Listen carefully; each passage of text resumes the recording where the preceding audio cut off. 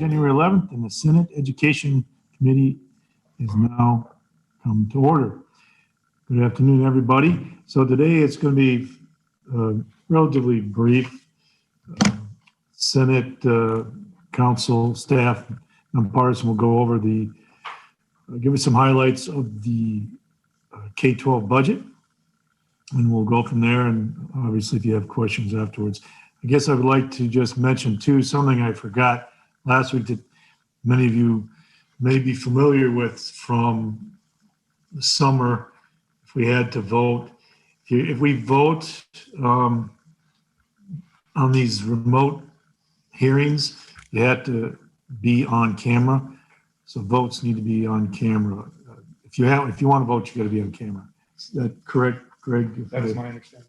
Yeah. So we'll finalize that if there's anything else to come up. Just a heads up and reminder.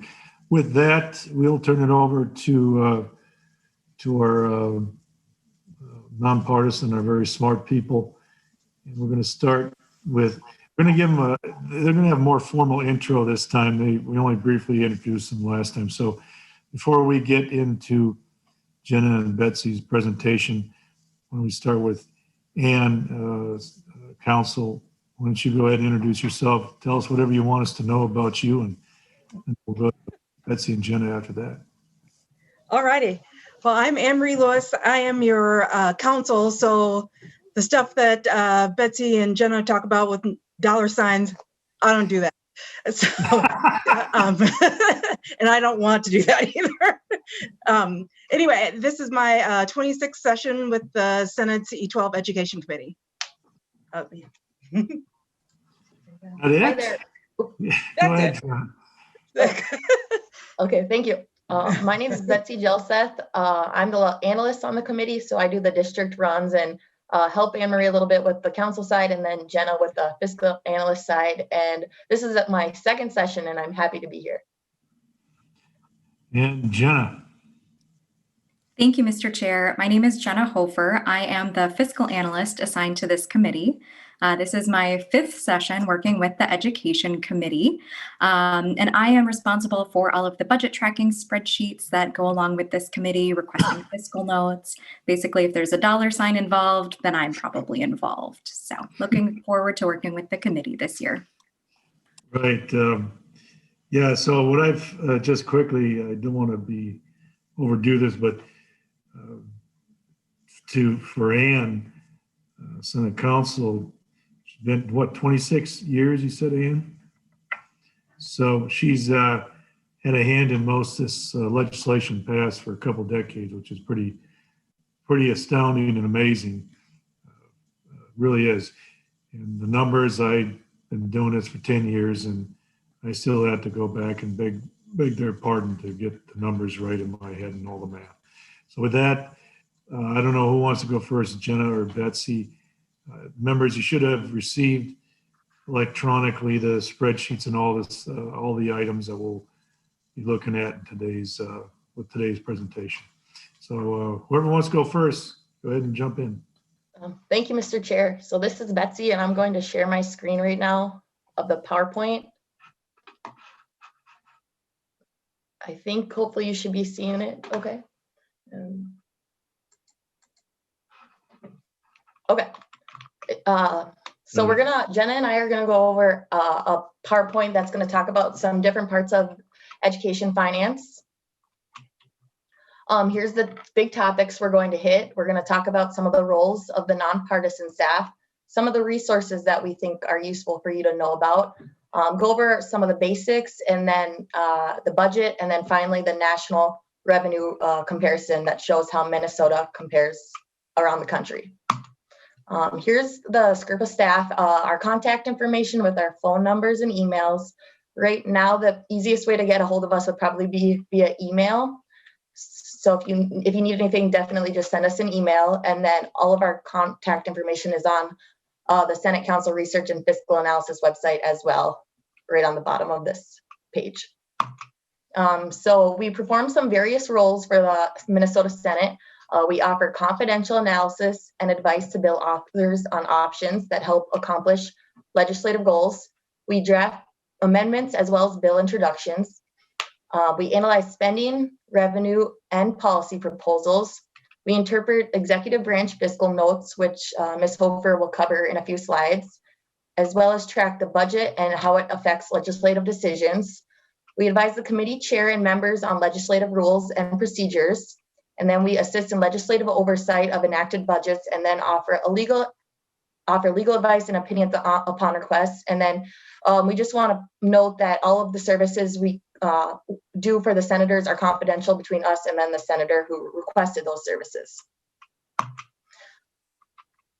So we're going to go over bill summaries, tracking spreadsheets, fiscal notes, data runs, and then some information about MDE staff, the Department of Education here in Minnesota, as well as the data center they have online.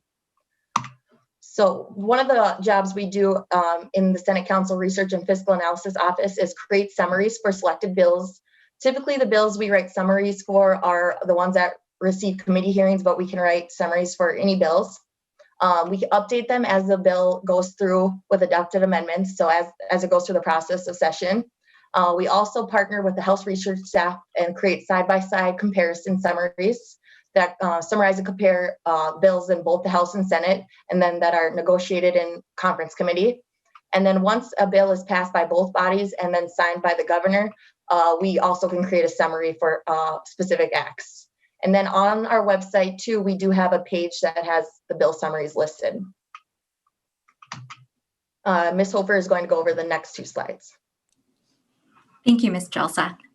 The Education Committee is unique from other committees as far as budget tracking spreadsheets. Like most committees, Education tracks state aid appropriations from the general fund, but we also track local school district property tax levies statewide. The tracking spreadsheets are updated throughout the year for new economic forecasts, as well as legislative and executive branch budget proposals. The spreadsheets typically include a change from base column, which is helpful for analyzing how proposals impact the budget. The spreadsheets also provide a good historical record of budget decisions, so if you're ever curious how much the legislature appropriated for a particular program in a given year, or how a proposal changed through the conference committee process, the spreadsheets can be quite useful. The November forecast state aid and levy trackers were posted on today's committee hearing notice, and we'll discuss them briefly after the presentation. SIS is working to post these to the website that's listed below, as well as the spreadsheets for the 7th special session in December. And those spreadsheets, the 7th special session, will be used as the budget base for comparison purposes going forward. I'll send spreadsheets to Mr. Marcus for posting to the agenda if I know they will be discussed in committee, but feel free to send me an email if you're ever looking for a spreadsheet and you can't find it. I'll be glad to provide a copy for you. Next slide, please. As most of you are familiar, the legislature uses fiscal notes to understand the estimated fiscal impact of proposed legislation. The Legislative Budget Office, or LBO, oversees this process. Fiscal notes show the state aid impact of a proposal. Education notes can also describe local levy impacts when appropriate. There are 3 types of fiscal notes, the most common of which is the regular fiscal note. This is a fiscal note on an introduced bill or amendment. These fiscal note requests are made public upon completion. Unofficial fiscal notes are similar, except they are completed on language that has not been introduced yet. They are also made public upon completion. Classified fiscal notes are completely confidential and are classified as non-public data under Minnesota statute. The request does not disclose the name of the author. If the language is used for a classified fiscal note and later introduced or acted upon by a committee, the classified fiscal note will be made public. If a bill receives a hearing and has a fiscal impact that cannot be estimated in-house by Ms. Jelseth or myself, I will request a fiscal note on behalf of the committee. However, a bill does not have to be granted a hearing to receive a fiscal note. If a member is interested in having a bill fiscal noted, they may ask me to request a fiscal note for them. The member should specify the type of fiscal note they would like, keeping in mind that the fiscal note tracking system will notify the committee chair, committee administrator, and the bill author when a regular or unofficial note is requested. Once I enter the fiscal note request into the fiscal note tracking system, the LBO will review the request and send it to the appropriate agency for completion. The agency will prepare the note by providing assumptions about how aid and revenue will be impacted. The LBO analyst assigned to E-12 education is Alyssa Holterman-Rosas. She reviews all E-12 fiscal notes for accuracy before completion. Completed regular and unofficial notes are posted to the LBO's website, which is listed on this slide. Finally, I want to mention local impact notes, which are occasionally requested to understand and estimate the fiscal impact of a bill on local units of government, including school districts. These may take several months to complete because of the data collection efforts that are involved. I'm going to hand it back to Betsy now, who's going to discuss data runs. Thank you, Ms. Hofer. So another thing we can provide in our office is a data run. This shows the aid, levy, and revenue impacts for certain school finance proposals. So any bill that would have a finance change, like a levy change or a aid change, is something we can propose, especially for general education bills. And then it shows how the change affects from current law to the proposed bill, how that change would affect aid and levy and then total revenue. And then we can explain them in bill hearings, and then these can also be confidential. And then MDE staff, so the Minnesota Department of Education, is very helpful. They provide a lot of information for us, and then we can also request that information confidentially if the senator requests it. They also have a data center tool on their website that hosts great information from historical data, student assessments like MCAs, school staffing, pupil data, and then school finance and much more. So we help senators by getting the information, interpreting it, and then analyzing it as needed. So then we can make it into graphs, charts, into spreadsheets, whatever is requested. And then at the bottom, there's the website for the data center on the Minnesota Department of Education's website. Next, we're going to go over some education finance basics. So in the education world, the revenue is money available for school districts to spend, and this is levy plus aid. Levy is all money raised from taxation on property within a school district. So this can be done on the market value or adjusted net tax capacity. The adjusted net tax capacity, also known as ANTC, is the property value used for calculating most school taxes. It's determined by equalizing differences in tax capacities by property type in different counties. And then this this equalization process compares market values to actual sales and is intended to neutralize the effects between high income districts and low income districts within property wealth. And then aid is primarily from state income and sales tax, and then the Department of Education provides the money to school districts. And it should be noted that school districts do not have any levy authority, so all their revenue is state aid. And then some school district levies are equalized. For example, the operating capital levy and then the referendum levy.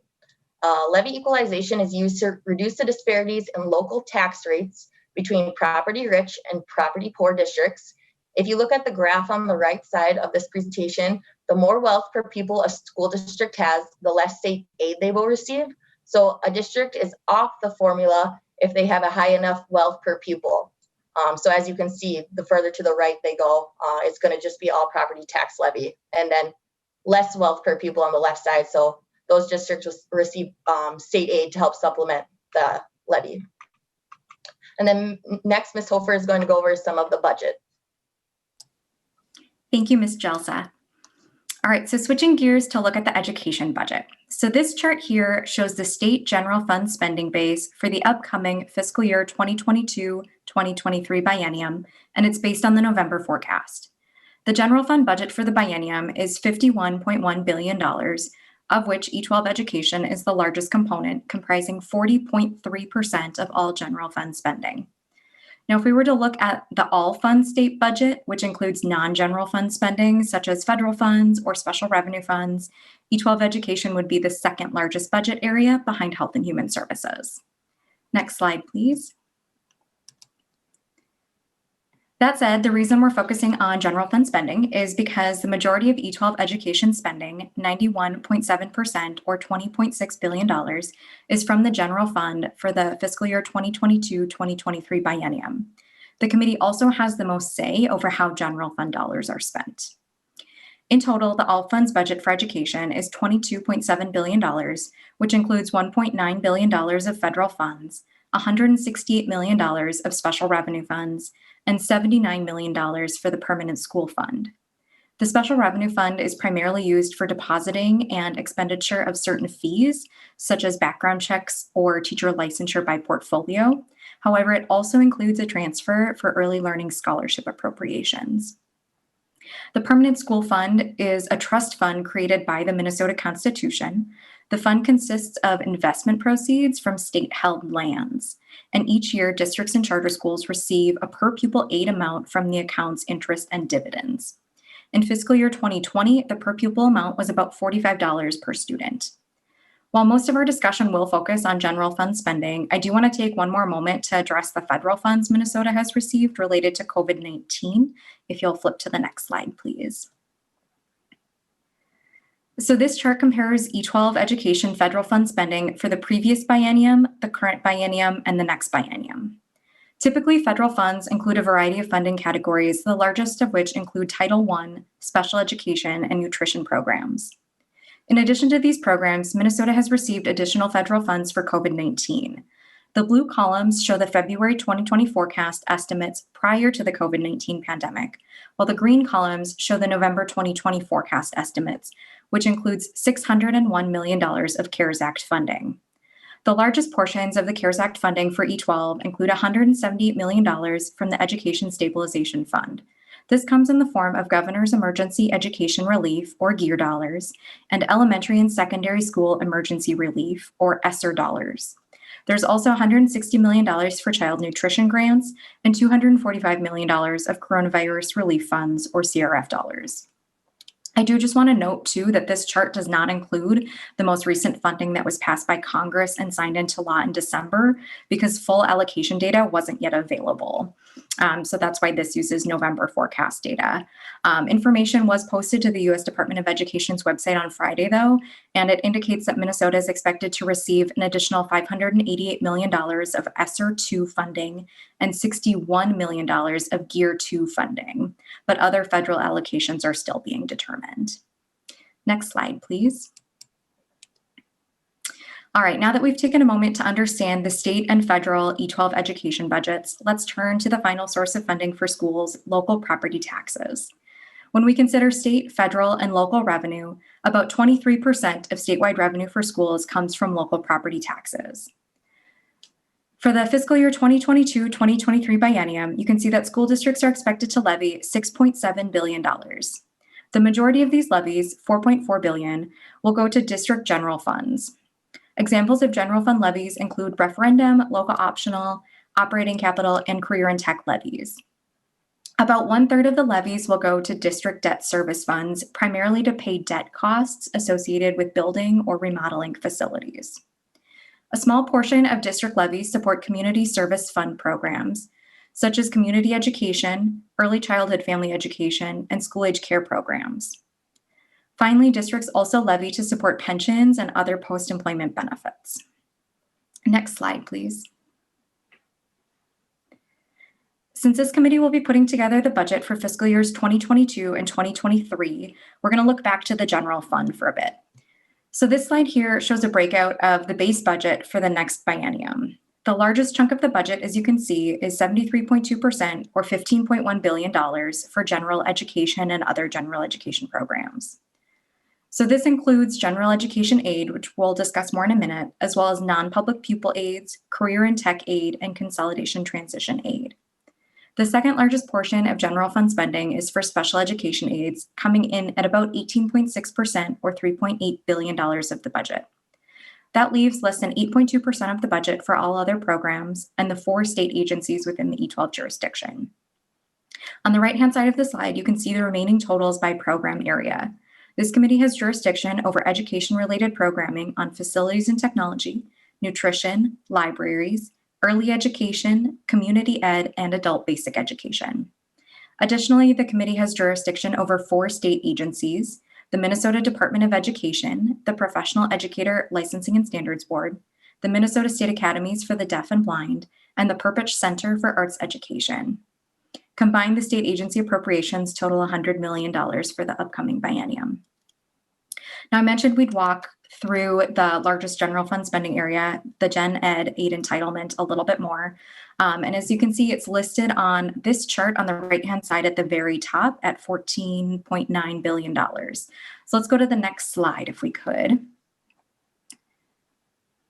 All right, so this is the general education aid entitlement. While it's a single appropriation in the budget bill, it actually encompasses more than a dozen different funding formulas. The vast majority of the general education aid entitlement is for a per pupil formula allowance that we call the basic formula.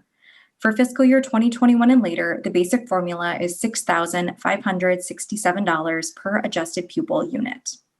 The second largest portion of the general education aid entitlement is for compensatory revenue, which is based on the number of students eligible for free and reduced price meals. As you can see, there's also a number of smaller programs that make up the general education aid entitlement. Some of these are aid programs only. Several of them also have a levy component. And as Ms. Jelseth mentioned earlier, revenue is the sum of aid and levy. So when the levy is added to the aid amounts shown here, the programs with levy components are going to comprise a larger portion of the general education budget than is shown here if we think about all revenue. I'm not going to go into all of these programs right now, but for those members who are interested in learning more about them, Ms. Jelseth and I are offering a more in-depth Education Finance 101 presentation that covers some of these topics. And we're offering this outside of committee time, so please reach out if you're interested. Next slide, please.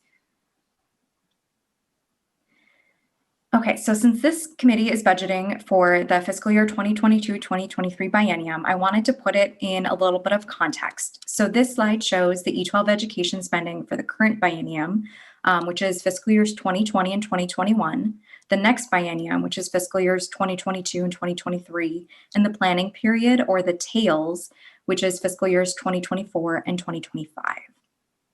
For the current biennium, fiscal years 2020 and 2021, general fund spending is $19.9 billion.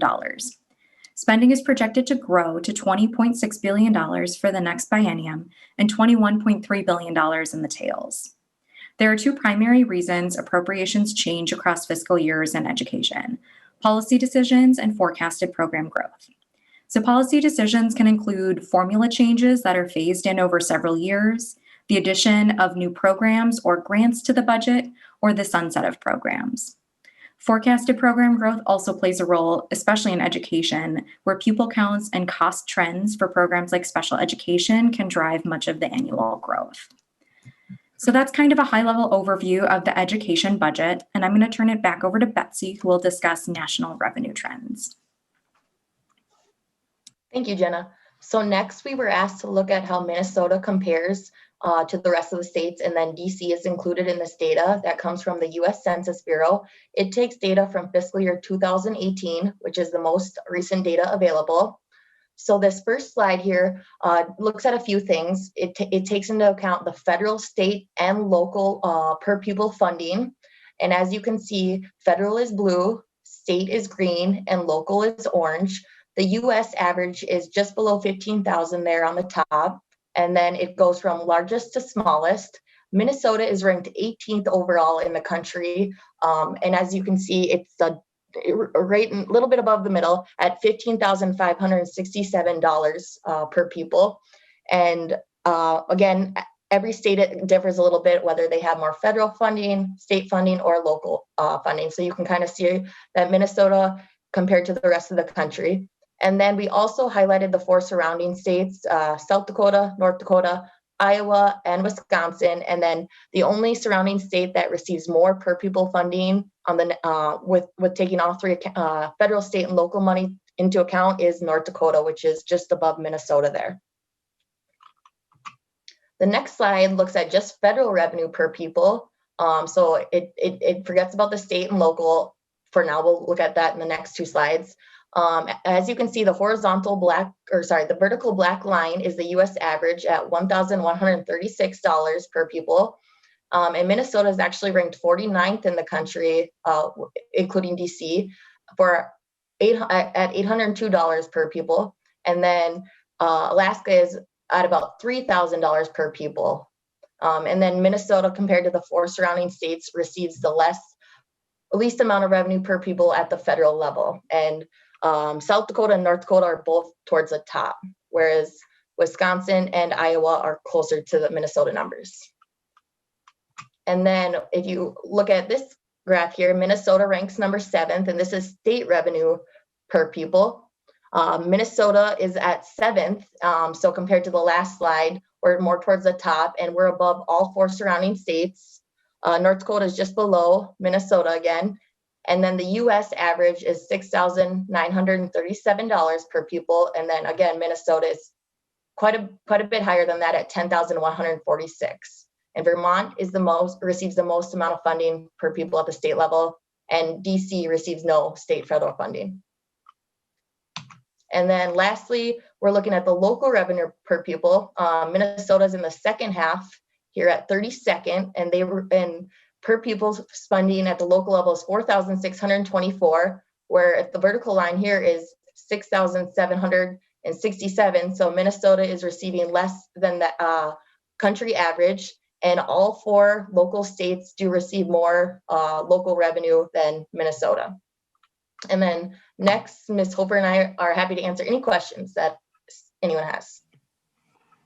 Thank you. That was beautiful, wonderful, quick, and very clear. Members, any questions? I think Senator Isaacson, you had a question. Yeah, thank you. I'm wondering what determines the different amounts that each state will get from the federal government? Like, why is ours so much lower than other states? Hilseth or Ms. Hofer? Thank you, Chair Chamberlain and Senator Isaacson. That's a great question. And although I can't speak for every state, a large amount of the federal funding comes to the federal government because of poverty levels. So that looks at the number of students who are free and reduced price lunch. And Minnesota, compared to other states, has a higher income per pupil. So that would explain some of the reason, not all of it, but some of the reason why we receive less federal aid. Part of it's need-based. Oh, I'm sorry. Yep. Part of that's it. Part of it's, Mr. Chair. Yep, Yes, exactly. go ahead, Senator Isaacson. Yeah, so part of it is just need-based. Sorry, I didn't mean to interrupt you. I have a little lag here. Part of it's needs-based, and then, okay, I'll save my other questions for later. Thank you. Oh, go ahead. You're free to go ahead if you want, Senator. Well, I'm just trying to figure out how that ties into some of the problems we get with matching fund and special education and that kind of stuff. But I'm wondering if that might be a further discussion, or you're going to cover it in a little bit. So I don't want to jump ahead unnecessarily. That's all. Well, that's a good thought. So I just want to clarify one thing. So I have a pretty good idea how this all works, but you said total state revenue for schools equaled R aid plus what was the other part? Local levy. So we have local levies, we have our piece, and then we get aid based on property, another category. Okay, thanks. Thank you. Any other questions, members? Well, I bet you'll have questions later. All of you will. Yeah, you will on this budget. There are no other questions.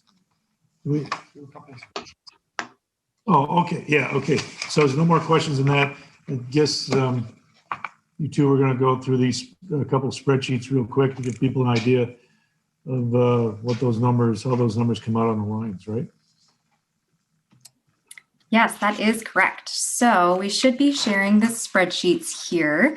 So we're going to start with the state aid tracker. So members, this was attached to the committee hearing agenda. So you should have that, as well as the levy tracker. These are both for the November forecast. I'm going to be looking at a paper copy of them because it's a little hard to read the tiny print, as some of you may have noticed. It just gets tinier, so my apologies for that. One of the challenges of having so many line items in the budget and trying to show all the comparison columns here. But since we do have the two primary trackers, state aid is the one that we look at most frequently, but there's also the levy tracker. And I do just want to note that the current state aid and levy trackers are based on the November forecast. Even though that's not the most recent base that we'll be using, we'll be comparing everything going forward to the base from the 7th special session when updates were made to the budget. But the reason I included the November forecast spreadsheets here is because as I was making some of the charts, some of the data from the 7th special session wasn't immediately available. So just so we had one even comparison base, I stuck with the November forecast. But going forward, you will see 7th special session spreadsheets. So just to briefly orient you to the spreadsheet, the name of the spreadsheet is always going to be in the upper left-hand corner. So if you're looking at the state aid spreadsheet, it should say the name of the legislature as well as the committee, followed by general fund aid appropriation summary. And then after that, you'll see November 2020 forecast or whatever base we're comparing to. And just to note that all numbers are in thousands. It's also relatively easy to get lost on the number of spreadsheets we have. So I do include a date and time stamp in the upper right-hand corner of each spreadsheet. You'll note that the state aid spreadsheet is dated December 8th, 2020 at 11:37 a.m. So to continue orienting you to the spreadsheet, across all of the columns, I tend to include letters. So it's a little bit easier to reference the columns if members have questions. And going down the left-hand side of the page, you're going to have numbers for each row, again, to kind of help orient and make it easier to refer to different columns. So this spreadsheet is kind of divided into 3 different chunks for the columns. So the leftmost are the program names. In the middle, columns A through F, you'll see the October special session. This would have been the 5th special session, and that's the base that the November forecast is compared to. Columns G through Q show the November forecast for each year and biennium, as well as the comparisons to the October forecast. So I will just kind of walk through a couple of the highlights from the November forecast. I won't go line by line. There's a lot here, but if any members are interested, we can certainly dig into that as well. So starting kind of at the top of the spreadsheet, line 13, you'll see the formula allowance for each year. Line 17, you'll see the aid payment shift percentage. This is more Education 201. Essentially, aid entitlements, as Betsy had noted earlier, are paid out on a shift. So 90% of a district's aid is paid in the first year, and 10% is paid in a cleanup payment the second year. And so the reason for this is typically to account for any types of changes in pupil counts or actual costs that might occur. It prevents the department from essentially clawing back any type of aid that might have been overpaid in the first place because of changes to pupil counts or actual costs. So 90-10 is kind of the environment that we normally live in. You'll often hear us refer to the shift. If for any reason there were a change, you would see it listed on that line. But for now, we're always living in the 90-10. So the next couple lines you'll see here are for the major programs. So I had mentioned the general education aid entitlement is the largest of the appropriations. You can see on line 19. If we go across to column M, you can see where we have that $14.99 billion for the fiscal year 2022-2023 biennium. And you'll note that there's a change of $83.3 million from October. And so the primary driver of changes for the November forecast is going to be changes to student counts. And that's largely due to the pandemic and a number of students who chose to enroll in options that were not public schools, or parents who chose to keep their children home. And so as a result, student counts tend to be lower than we had expected in the February forecast. So for a number of these line items in the yellow columns, you'll see reductions, and those are largely driven by student counts. In lines 23 through 30, you can see some of the other general education programs. So I mentioned some of these earlier. These include career and technical aid, consolidation transition aid, some of the non-public pupil aids. And so those for the 22-23 biennium total $92.1 million. And you can see that over in column M. Education excellence, which begins on line 35, is one of the largest categories of education spending. And this is where a lot of our miscellaneous programs and grants end up. So those programs that affect education but aren't necessarily general education or early education, they don't fit neatly into one of those buckets. They usually end up in education excellence. And so you'll see that these programs down on line 65 total $579 million in column M for the 22-23 biennium. And some of the largest programs here include Achievement and Integration Aid, American Indian Education Aid, Charter School Building Lease Aid, and Literacy Incentive Aid. If you jump down to line 67, there's a category for programs related to teachers. So these would include alternative teacher compensation, otherwise known as QComp, some of the agriculture educator grants, as well as the Northwest Regional Partnership, and the statewide concurrent enrollment teacher training program. Line 76 shows the subtotal for this category. And again, if we jump over to category M, you'll see the November forecast for the 22-23 biennium totals $183 million for these programs. The next category on line 78 is special education. So special education includes a number of different programs, the largest of which is the special education formula, which you can see on line 82. So this for the 22-23 biennium totals $3.8 billion. And this is one of the larger change items for the November forecast. It's a $47.3 million reduction. And in large part, this was also due to a reduction in student counts. So, but if you add in some of the smaller special education programs, the total for the biennium is $3.24 billion. Lines 86 through 92 include the facilities program. So these are often used to provide debt service equalization aid to assist districts with paying for school building and construction.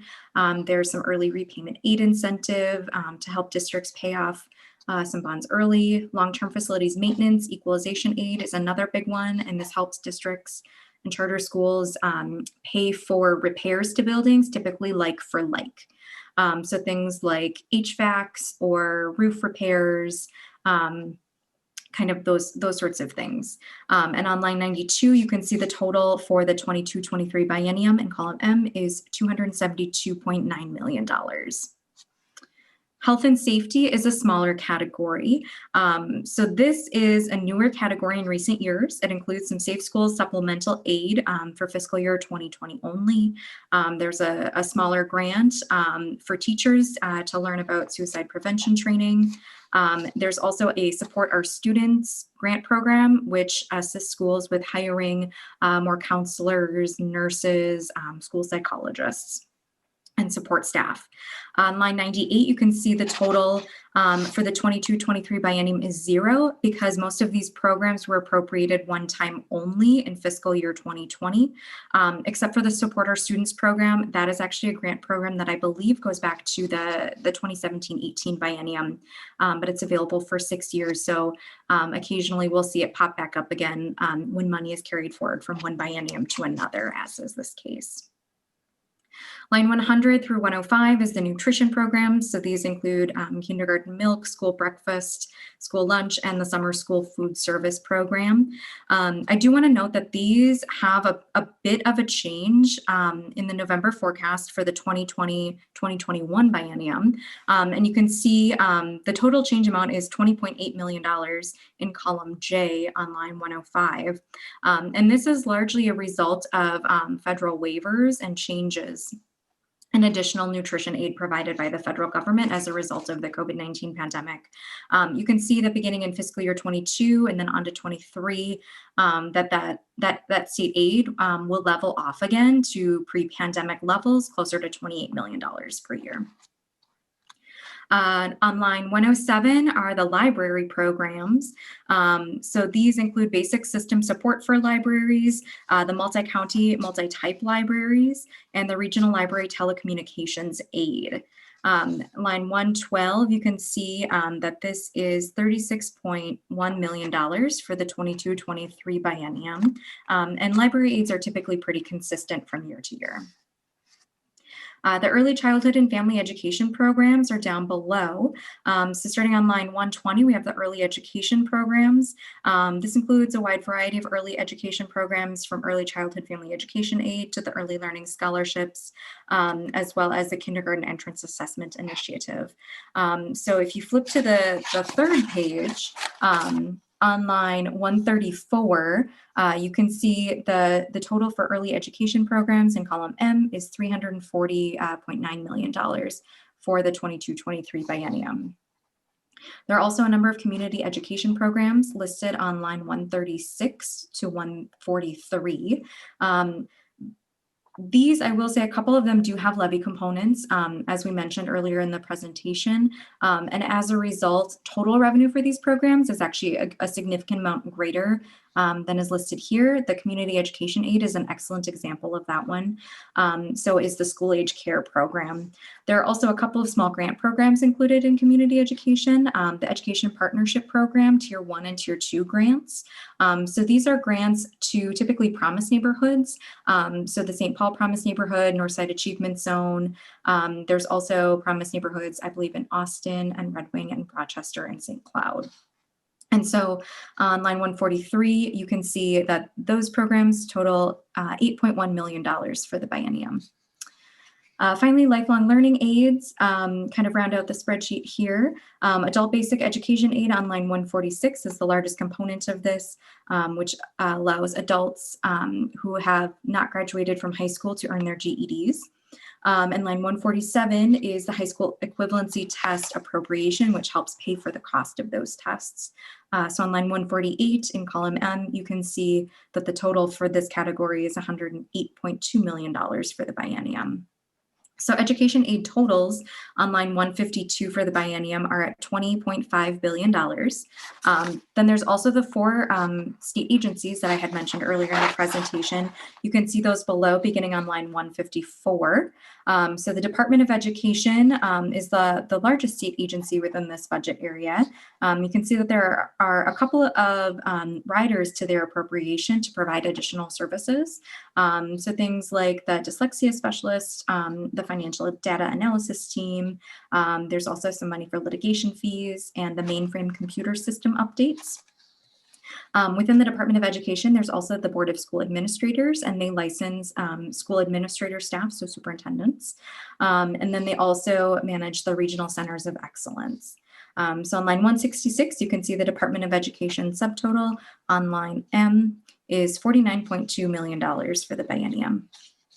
The Professional Educator Licensing and Standards Board also has a base budget and a couple of grant programs, the Collaborative Urban Educator Grant Program, as well as the Teachers of Color Mentoring and Retention Incentive Grants. There's also a little bit of an appropriation for the teacher licensure IT system, though I believe that is phasing out here as that's being completed.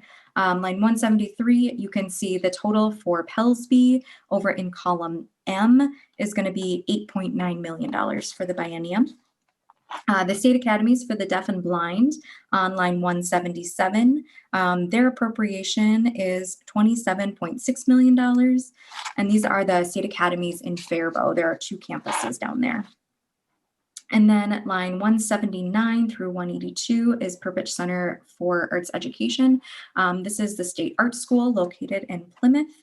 And their base budget for the 22-23 biennium is $14.6 million. In total, the state agency budget is $100 million for the upcoming biennium. And then on line 203 in column M, you can see that the base budget is $20.6 billion for the E-12 Education Committee here. And on line 204, you can also see I included the change from prior year or biennium to help you see how the appropriations are growing from year to year. So that's a quick walkthrough of the state aid spreadsheet. I'm glad to take questions on that before we jump to the levy tracking spreadsheet, if there are any. That was a beautiful, wonderful thing we just witnessed. Hey, well, what for the record, how many K-12 public students, including charter, do we have? We don't include charter in the K-12 public system. So anybody, council staff, anybody have the number? Is it 840, 830,000? You know? Yeah, so typically we do include charter school students in the realm of public schools. I believe, Ms. Jelseth, do you have the most recent number for fiscal year 21? I don't have that off the top of my head. It's typically around 865,000 students per year. Okay. It does vary by year to year, though I don't have the new number committed to memory from the November forecast. Okay, yeah, that's fine. Thank you. I'd like to be interested to see how that's going up and down at some point.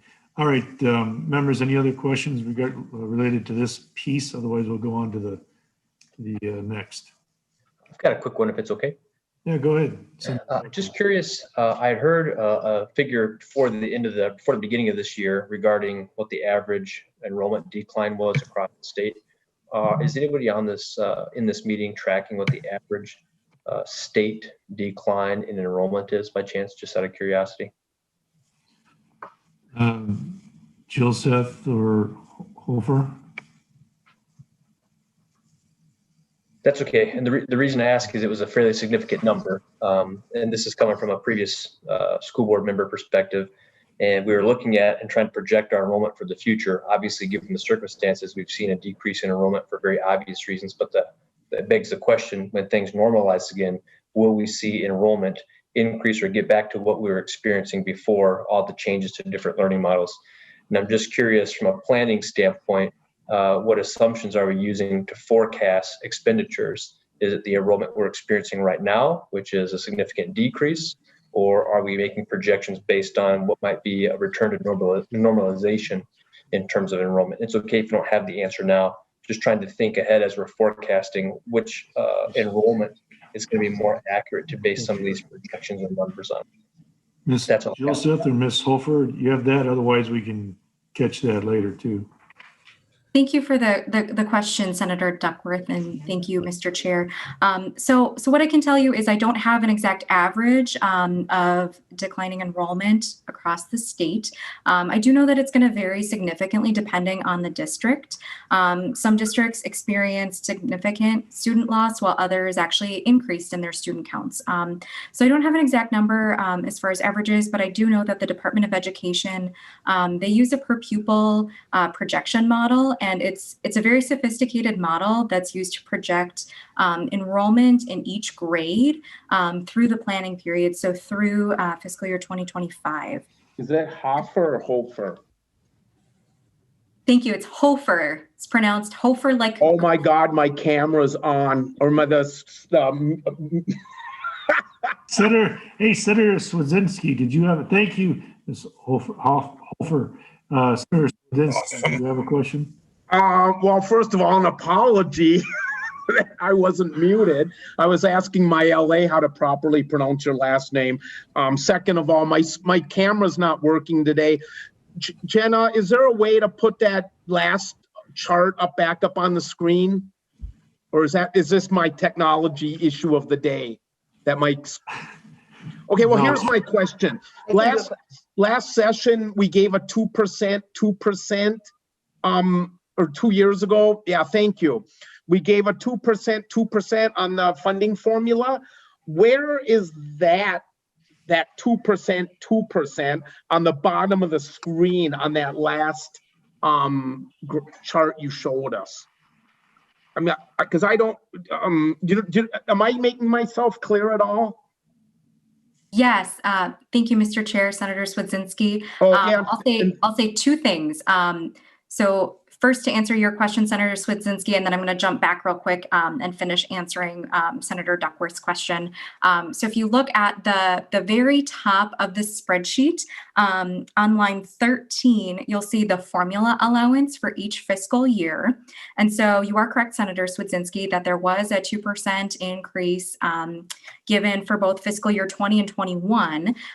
So If I had fiscal years 18 and 19 on here, you could see how that increased year over year. But you can see that from fiscal year 20 to 21, there was an increase, which is the result of that second 2%. And then that carries through the rest of the biennium. So there's that piece. I'll swing back to Senator Duckworth's question, and then if there's follow-ups on either of those, I'd be glad to answer them. But I was saying that there's a pupil projection model that the department uses to project student enrollment.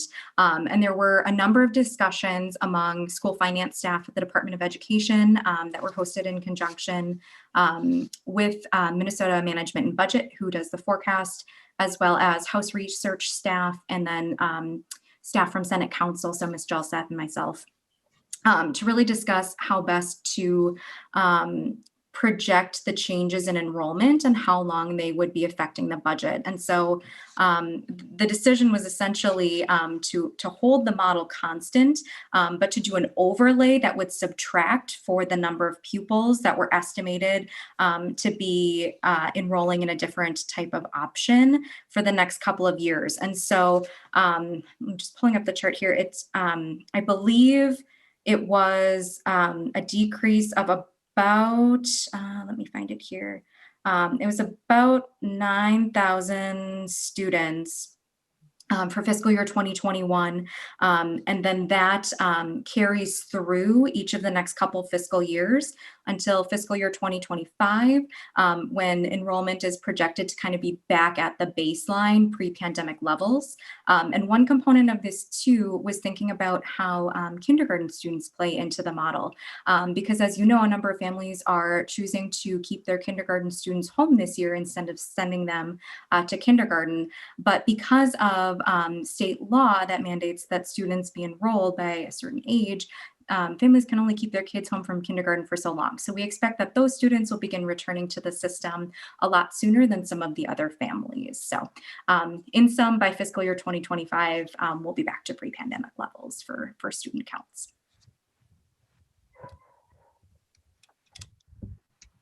Yeah, Ms. Jilseth. Oh, thank you, Mr. Chair. I would just like to add, I did find how many students were in Minnesota for public school students, which includes charter school students, from the November forecast. And Ms. Hofer said 865,000. It was 866,000. So. Oh, I can't believe you were off so much. Yeah.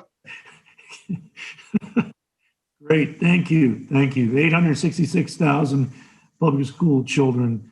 That was the head count. Okay, thank you very much. Senator Isaacson, do you have another question? Yeah, I want to follow up on Senator Duckworth's question.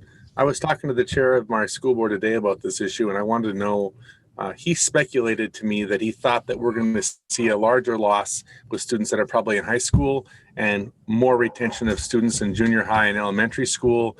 And I'm wondering, is that just speculation, or do we have really good reason to believe that? And how will that affect going forward, if that is the case? Mr. Chair. Jilseth Hofer. Thank you, Mr. Chair. Senator Isaacson, thank you for the question. At this point, I don't know that I have enough information to answer your question. I have to imagine that it might vary by school district, though I think the folks at the Department of Education on their school finance team would likely have a little bit more insight into what that might look like. But because we don't really have any type of historical precedence for this, a lot of it is going to change, I think, with the February forecast as we start to see what students are doing going into the second semester of the school year here, if any are returning, if not. So I think right now we kind of have to wait and see. I wish I had a better answer for you, but I think it'll vary by district and we'll kind of have to wait and see. Mr. Chair, as we move forward, it'd be interesting to know, like Senator Duckworth and I both have, I'm guessing here, I think you're down in Lakeville, have like suburban school districts. And so that might be germane to just our district, right? But I'd love to know how that breaks down kind of demographically and by region, when and if you guys get that information. I think that'd be super helpful. Thank you. Yeah, thank you, Senator Isaacson. Yeah, it'd be interesting to see where that's breaking out and how that. Any other questions on this part of it, members? Otherwise, we have one other piece to get over to. All right, Ms. Jilseth or Ms. Hofer, why don't you continue? All right, thank you, Mr. Chair. Ms. Jelseth, if you would pop up our levy tracker. Looks like it's loading here. Okay, here we go. So this is the second spreadsheet that I talked about earlier in the presentation. So this spreadsheet tracks statewide local property tax levies by school districts. So this is very similar to the state aid tracker in terms of look and how it's oriented. So in the upper left-hand corner, you're again going to have the name of the spreadsheet as well as the base that it's compared to. So it'll say property tax tracking November 2020 forecast in this case. Upper right-hand side, you'll have the timestamp of December 9th, 2020 at 11:37 a.m. Across the top of the columns, you'll again have letters to help differentiate. Down the left-hand side, you have numbers by each of the programs. And so one thing to note about property taxes for school districts is that they're kind of on a 3-year cycle. So in the first year, a property tax levy would be certified. In the second fiscal year, it is collected by the local counties. And in the third year, districts will recognize that as revenue. So we're kind of on a 3-year cycle here. So if there are any changes to property tax levies in the committee, you'll note that they will likely not be starting until fiscal year 2023 because of the time that it takes to certify those levies, then collect them, and then recognize them as revenue. So I just want to note that ahead of time. But now we can turn our attention to the actual levies. So these are divided into 4 different categories. So as I mentioned before, we have the general fund, the debt service fund, the community service fund, and the pension or OPEB, other post-employment benefits levy fund. So those 4 are listed here, as well as some of the individual levies under each category, as well as some adjustments that are made for prior year changes and levies. And so I won't go through this line by line, but I do just kind of want to highlight some of the larger levies or the ones that you might hear about a little bit more frequently. So starting on, let's start with line 17, local optional revenue. So this is a board approved amount per pupil that can be used for essentially anything the school district needs in the general fund. So for fiscal year 2022, it's about $522 million. A couple years back, there was a change. Local optional revenue used to be tied to referendum revenue, and that has since been broken out. So you'll see kind of that big change between fiscal years 2020 and 2021 when that took effect. Operating capital is another major levy for districts. So operating capital helps with kind of day-to-day things. This can be things like desks or computers, books, kind of the things that are needed to run a school. And so for fiscal year 2022, over in column G, you'll see that this was $81.2 million. Line 29 is referendum revenue, which I mentioned. So this is all voter approved revenue. So you can see kind of the change when local optional was broken out in fiscal year 2020 to 2021. In column G, you'll see for fiscal year 2022, this is $721 million. This is also an equalized levy. I should mention that there are some levies that Ms. Jelseth mentioned where, depending on the amount the district levies, as well as their property wealth, the state will kick in some aid to help them with that levy. So local optional is one. Operating capital has a little bit of equalization, and referendum also is equalized. The next couple lines, you'll see additional retirement, St. Paul severance, early retirement health benefits. These are some employment benefits that have been levies for a very long time. There's also the achievement and integration levy on line 39. In column G, you can see that's about $35 million per year. This is also equalized, so there's an aid component to that. For the line 43, Safe Schools revenue, this is another levy that's been talked about pretty frequently over the last couple of years. This is a levy that's about $36 per pupil for school districts and $15 per pupil for intermediate districts. On line G, you can see that it's $35 million per year. There's a number of uses for districts that range from providing additional counselors to providing education on drugs and alcohol, as well as contracting with local police departments. Lines 46, 47, and 49 are some tiny levies that are pretty individual to specific districts, and these have been on the books for quite a while now. 51 is career and technical revenue. This levy has an aid component that I mentioned. You can see in column G that the levy portion is $32.7 million. And this is based off of district's actual expenses for career and technical revenue for the current year. Let's see, other ones to mention here are long-term facilities maintenance on lines 56 and 58. There's an equalized component as well as an unequalized component. You can see on line 56 and 58 in column G that the equalized portion is $115 million per year, while the unequalized portion is closer to $165 million per year. And then probably the final one that I'll mention in this section is line 68, the building lease at $95.9 million for fiscal year 22 in column G. This helps school districts lease certain facilities for classes and such.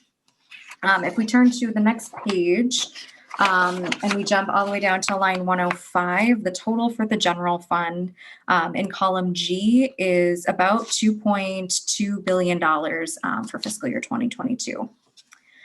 The next fund is the Community Service Fund. The big ones to know here are the basic community education. I mentioned earlier that this was one revenue stream where the aid was just a teeny tiny portion and the levy actually made up the majority of the revenue. So you can see on line 109 in column G, community education levy is $40.7 million. So this has just a very tiny bit of equalization associated with it. Early childhood family education on line 110. This helps provide parenting education courses. Line 22, column G, it's $22 million. And then the other big one here that I mentioned was school age care on line 113. So this provides care for school age students either before or after school in an extended day program. And this would be $20.4 million in fiscal year 2022 in column G.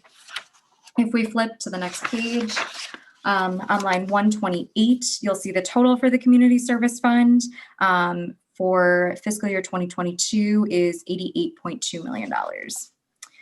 The debt service fund is the second largest fund that I had mentioned earlier. So this is primarily for paying for building and renovation costs for facilities. So the largest component of this is going to be the basic debt levy on line 132, and that's just shy of $873 million for fiscal year 2023. There's also, I want to mention, a long-term facilities maintenance component to the debt service fund. And so this would be bonded debt that can be paid for with long-term facilities maintenance revenue. So you can see on line 142, that's going to be $241 million for fiscal year 2022. And I'll skip down to line 168 where you can see the debt service fund total is about $1.1 billion for fiscal year 2022. And if we turn the page to page 4, the final portion of statewide levies that we track is for the other post-employment benefits or pensions, debt service fund. So Kind of the main one here is the initial OPEB pension debt levy that districts have to help pay for those pension costs. And you can see in column G that for fiscal year 2022, that's at $48.8 million. And there's a couple other small adjustments there. But in total on line 182, you can see for fiscal year 2022, that total is going to be $46.5 million. So then we kind of get to the totals. So total school district levies in fiscal year 2022 are $3.4 billion. You can see that on line 185, column G. It's broken out into operating levies and non-operating levies. Operating levies being those that are used to operate the school, non-operating being more debt service levies. And at the very bottom, starting on line 199 to 205, you can see the credits that are available to help offset the school district levies. The largest of these is a newer credit. It's school building bond ag credit. So this helps compensate for some of the land for agricultural owners. And you can see that in column G for fiscal year 2022, that's been phased into $69.9 million. And I believe it will be fully phased in fiscal year 2023 at $84 million. There's a couple of other small credits, but in total on line 207, you can see credits for fiscal year 2022 in column G will be $90.9 million. So the final line, line 209, shows the total for certified levies after credits are taken. You can see in column G for fiscal year 2022, that will be $3.295 billion. So with that, that was a quick run through. I'm glad to answer any questions so that the committee might have about the spreadsheet. Yes, Ms. Hofer, this is, I should know this given my position, but so on the PowerPoint presentation, page 16, property tax budget, the local piece from the levies showed 6.7 billion for fiscal 22-23. And so I look at this and I would, in my simple brain, I'm thinking that if I go to column, I think probably H, I would maybe see 6.7 billion. Where am I missing the obvious here? Yes, thank you, Mr. Chair, for the question. You're very close. So this adds column G and column H. So if you add those two together for the total, you should get $6.7 billion. All right, so that because of the property tax, right, the way it's set up. Okay, good. So Senator Newman, do you have any questions? If not, members, do you have any questions? All right, okay. Well, I do not have any questions, Mr. Chairman. Okay, Senator Newman, thank you. Members, anybody else? Otherwise, that is a great summation of this, and we'll all probably, if you're like me, many of us will just forget about much of this and have to keep going back to those spreadsheets. They're a great reference, a great source. That's all we have. I'll ask Mr. Marcus if there's anything else. There's nothing else on this end. So we're not meeting next Monday, of course, or this coming Monday, we're not meeting. This upcoming Wednesday, we will have a hearing. The department will be in to discuss some budget issues, but also to give their COVID briefing and how they get kids back to school. So as we have said, we're here to help, listen. So we're going to listen and see where we can help. Let's department get kids back to school. So Wednesday, it'll be department, a little bit of budget stuff, and then their plan for getting kids back to school and how that's going to work. And then, of course, next Monday, we're not meeting, and we're finalizing for next Wednesday, the 20th, but we haven't got that completed yet. With that, members, any questions, any of that? If not, we are adjourned. Thank you. See you Wednesday.